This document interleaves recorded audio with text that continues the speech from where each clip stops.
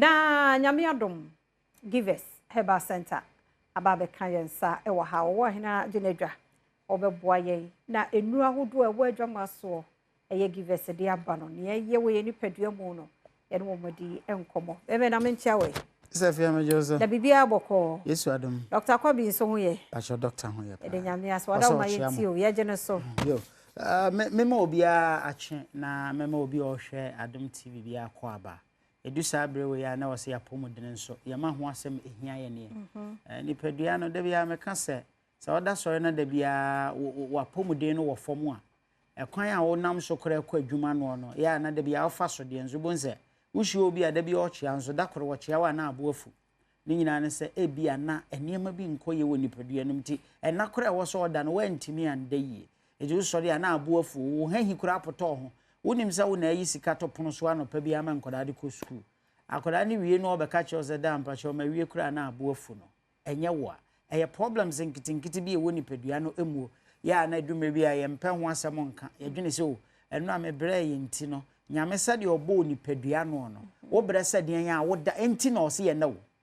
ya bo anadwo de amanna awia no de obeye adwuma nsa enye adwuma na nidi ebinim so ya anopa awia ne anumere nyina ye num sei anadwo nyina adwuma ne eguso ne ye wo ti ase na ede na me yenya sa ahoden a ye de ye etudi etime wonso betimi akopesa ahoden ne bi enkonko ye niema bi amanfo bi ye na wonhwe se no na betimi am wonya ahoden system no ankasa no nyame wo kwan ofa so ebo no enti wo se ye ni nuaba no oni emfa haba no so nsa yade enti ha manuro no awonom no ano na replenish body no system no ankasa replenish na ho na bibia eye kama enti mesra ena no pay se wutie mi a mame no nche emfaso e wo givers ba Mr. Dream say na tie edre we ntontom da ho obi babusa sei na edra ntontom da ho de se ne ntontom ya de nko na esatie ahoden ne ewom no hahamanu no bi o se yemfa hwempoduro ensa kotodwo sedien yemfa nta kotodwo so na de ne aka ne bebere akanfo nguma etire mienza nchichemudu no aka ne yo de akere wo saa be ma menka na te ase se enhahama ewowura mu ne de benben ye no ebi wo ho no ma etimi sayade be te se wo ha ba akopɛ o etimi sayade be te se wo ha ene akire se wunimu ana wunim enti ya ben wo mu asabe wotete hama no na wode ye no na wo mu nkyire wo mu eti obi ga je se ene o se aduro ba akwe etimisa we ya na wo nso so waje atom mesrew nyade se wunim enti na wo kana sa mesrew a aduro bi a ye de efra ye ye nnuro yie ba akwe efra ni nim tree wo de ye akwarehwe nim tree akiri kwan wo kɔ abaefo ntentan kase no so a na wabo nim tree no wo bo a wo behunu mfasode a ewo nim tree ho adwuma ebo ewo nipadua sa wonom a ana wo ye ho adwuma se de ya ye nui ne se ekɔ nipadua ma mfasode ye de bebrew akutu kankan so enka ne ye tena kura se ne kura de ye de niema bia bebe ba wo de frɛfrɛ sapo ana de atwitwitwu silver na onchanse ho se silver no ho asene se de ne so de akutu kankan bia kase no bi na meka ye tena kura se bi wa nete keke wo pa mu se ya na de nete na gum na wo de atwu silver ho wo mo a na use 34 no tetimire masam na 34 kura se enye fie bebrem ne bi wo sese fia aye rubber entu di twi ho a ho asene se de a ho bete enti wonso ana apesa oye wo sotie bia wa yakese moroso na apesa osote no bonse anopa bia wo mo sode a na ensuo bia aye dede no wachim bia gum na wanom bere no ebi onum a ebi akutuo no kra no ohaw bi wo munti na wanhwe ya no wakwa akonya ohaw ene nim tiri asema me kenti no ye de afa abelfo kwan so ede nuaba ne nubena bi afra ene ye de aye sa aduru we ye fa ni give us about Mr. Hwentontom ka wo abusia hawa de bere ono nyasem ketwa da bia metena no ma me ka kire wo se ma ema ntontom nka mi fie dɔɔso ɛwa no no ebi a trap door da no ntontom no mempɛ o masam ɛmo a me kiri wɔ wiase ya ntontom ne wansena mempɛ o masam kura wɔ me fie wote ase enti wonso se bia wote seme na sɛ wo ba bia kɔ bie da to wa ntontom abɛka wo a aduro we na bɛboa wo plasmodium parasites na anopheles mosquitoes no ɛde brɛ wo no etimi wiki no system no na wonnom sa give us about Mr. aduro we no na e boost immune system immune booster nso ka ho enti wo a wontimi ni de ba mu adidi wo a woda wontimi na ba mu atimi adayie na mesero tie hye no so se wo ye oba no afafuru ama enum bi woni muru mfinhia dumie no 12 years na above mesero ma enum bi ena oba wo makoda no fo nso ama enum bi ya oyade ba akwa ye friend typhoid fever da bia meka na nkofo esre me aduane e de won kana kurom ha bia no esigata so anase ben gata koko bi won twia so ha ya wanwe abebo na akọ anya bi nto nipa eguo no gata no so pe eho nesie na ode ya ahwe ne hye no so sem sa anuane no so dom ekogina akoto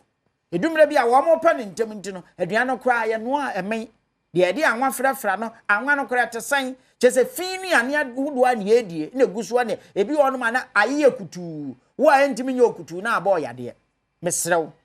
kope give us about Mr. Adre bi ton wate na eye small intestines no so typhoid fever no enya attack wa eho na kotena intestines ya gase susa esua small intestines na akwa akotena na tutum kuro na ede yade na betena so bonso obebresa bi kura abeka so obi na aba odua wo ho na na ase hyehyew wo honam nyina hyehyew wo da wo na no give us about Mr. Adre typhoid fever na se betu malaria fever be dwane jaundice nso hu na na edwane e ma amokọ afikyire nso amesrem a mo fikyire ko ntimi mayiye no meso no give us about Mr. ebe na ne mogya ne nyina ma ho ato sanse medika aka kyerɛ wo sɛ akutu kankan e wadri mu wo so ay kase moroso na ebi a wonsa titigu wo na mo asabe na anan etwitwitwi ho problem ebi nso apese ye kama diseases afia wote yi enso wonim kwa abefa so aduro we betimi aboa na siesie wo ye exercise kakra de kan ho no na e build system no na build body ne dema ye ton drugstore pharmacy shop ne chemical shop bia woduro also pe give us about Mr. say na tie me de me de tua me ti na mennom nanso ebi our system ne me system no ntimi nya penti said ye ya kire wo sanom no mesra wa anom ne sa ama me wokoto afre wo 0543 22 2470 0543 22 2470 yeton drugstore pharmacy shop ne chemical shop bi e ben wo wokwana se yese asan afre yen ye be kire ba bia obenya bia to ntina me de number no atodwan 0543 22 2470 mame fa no nso empem ha na me ne uni nkomo emfa give us cool capsules ho eni padua no nyame boye no ochemu mienu ase de no eye adwuma pa esoro de no nso wo na adwuma ahodo a eye na wo de ande e kame akwasa wo tena se kwa na osode a na adan bo ache bidini obi onum a malaria etimi ha na obi onum a wanya nkwanhia obi a yade betimi kire no na amane sisi yade no enkoda ye chronic iti da bia no wona mo okutapoma da bia wona mo ana gisi sososo ni mo wontini ni mo asisi ntia na ayese stroke pesa kire wo wonsa ye tititi wona ye tititi wonsa no timi keka wa age so do nsa no pem wa obi wo sode a wode na ne ba pempem fom a asa ne nan kura ni ho eba ne sa wontini ni mo asisi nti nsuo ni mo je ntimi mfam no give us cool capsules eba bo na ohuru ntini mu nyina ebe yi fi bia moja su fi bia aduane bia atata mu no abesena ko